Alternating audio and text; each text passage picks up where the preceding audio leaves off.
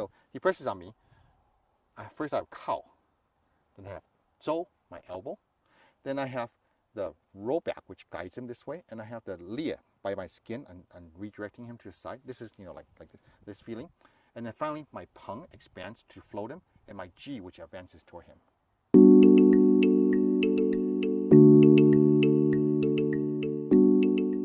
We're going to look at the basic single hand push hand practice, which is the most important to me of the Tai Chi push hand practices. Stand with your left foot forward. This is first time learning this, so we're all learning this together, okay? So left foot forward, and we'll have our right hand touching like this. The basic pattern is that I push him, he circles, and he pushes me, and I circle.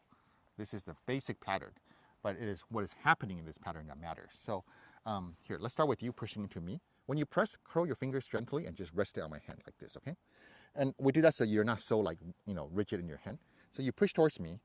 When he presses towards me, I want to take that sense of pressure, feel it spread through my back using cow. So I feel that relaxation through my back, and then I start to shift my way backwards.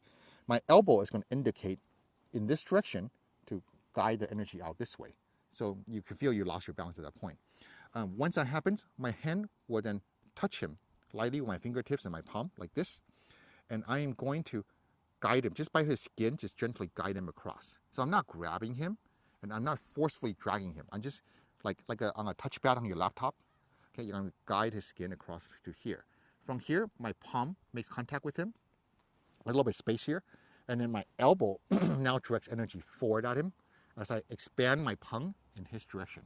So here, he shifts back to be comfortable. He did a good job of putting the awareness to your back. Your elbow directs it to the side. I don't mean that you elbow and drag me, but you like a headlight shines. Yes, like that. And then here, as you can finish this, drag me slightly with my skin, and then put your palm on me, and expand your energy forward toward me, direct it with the elbow towards me. Very good. So I send it to my back, my elbow directs it to the side, my finger guides it, and I press forward. Now you do the same. So you feel like you're forcing from the shoulder. So let that relax. Let your elbow direct it. See, that's good. Yeah, that's good. And what we're doing is we're going to see who loses their balance. And I don't mean balance like you're going to fall down, but a sense of centering, the sense of being grounded. Right now you feel grounded. You're strong and solid. Go ahead and push me. So here, there, you don't have any more at this moment. This moment, if I were to push into you, you start to fall. So I've taken your balance, taking your center at that point. So now I go into you. So go ahead, continue. Here, you're taking my balance right at this point. If you were to direct your hand forward at this point, you would make me go off balance. So did you feel that feeling of taking my center, where I went from being grounded to I'm not? Yeah, you just kind of like floated up a little bit. I just floated up. Perfect. That's well said. Okay. So you go. He's coming, and you see how it's anchored, and then he's floated right there. Even more floated, and he's going to be flow more unless you adjust. So relax this, send it through your back. Yeah. I don't mean you have to like bend your back and run away. Push me. Even if I get pinned like this, I don't want to like change my posture. So you got me right here. Go ahead and push. So I'm still going to send to my back, send to my elbow. See, like this. See, you see how you lost your balance. You're floating. See. So that is what I mean by taking the center. It's not running away. Relax this. Send it. Let it go past your shoulder into your back. That's right. You direct it with your shoulder and elbow very well. So here, see, I'm about to lose my balance, and I send to my back, send to my elbow, and now I don't have him yet. There, I got him. You got me? Yeah. I got you already. So this is the process. Now, something that people don't tend to realize is who's the aggressor and who's the defender. What do you think? Well, since I'm asking this, it's probably not as straightforward as you would have thought, but you were doing it. When were you in danger? Especially this right here. Yeah. When I'm crossing. Yeah. My arm crosses. So you're in danger when you cross this. And does that happen when you're defending or when you're attacking? Defending. Yeah. So here, we would generally say that he's the aggressor. He's pushing me like this, right? But since this is primarily a counter to his push, right? It's really at this point when I hear now that he's starting to be threatened to lose his space and float and so forth. So it's when he's pressing into me that he's at risk for being exposed and controlled.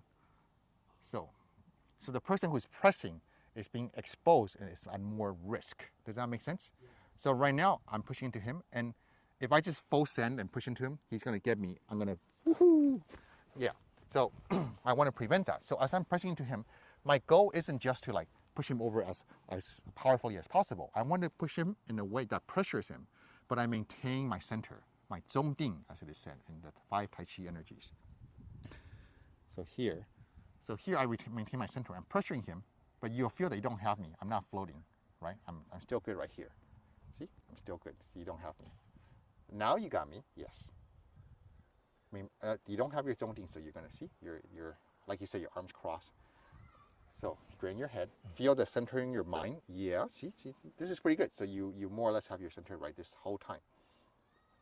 So it's very valuable in this practice to, as you're pressing on him, to practice anchoring your centering in a way that he cannot take your center as he neutralizes. And you might find that means you cannot extend your arm too far. If I go really, really far, if I go way out here, see, I'm gonna lose my centering, right? But if I stay here, it's very easy for me to keep it. And you can't force to drag. Go ahead, go. Continue. See, he's trying to pull me. That means he's actually losing his centering because he's trying to push me, pull me too much. So you accept that I'm anchored right here. Just drag the elbow to the side. Use your hand on my skin to guide me. Don't pull me. See, if you pull me, you're gonna get controlled. Yeah. Yeah. So does that make sense? Who's on offense, who's on defense? So let me show you how all the times when you lose your center without realizing it. So I'm going like this. Oh, you lost your center. Okay, in your back. Yeah, okay, good. Elbow. Oh, you lost your center. Okay, come again. Great. Great. You push this. Lost your center. Lost your center. You can't run away to find your center. No. Your center is within you. You have to find it within, not turn and run and try and get it back. See, this is good. Oh, lost your center. Oh, no, that's not it. So when you feel like you lost your center, let your shoulder relax, let go. Yeah, see, you got it back. Oh, you're kind of losing it, see? So from here, maintain it, yeah. Then just expand your palm towards me. That's good. I'm about to lose my center, but I found it. I kept it.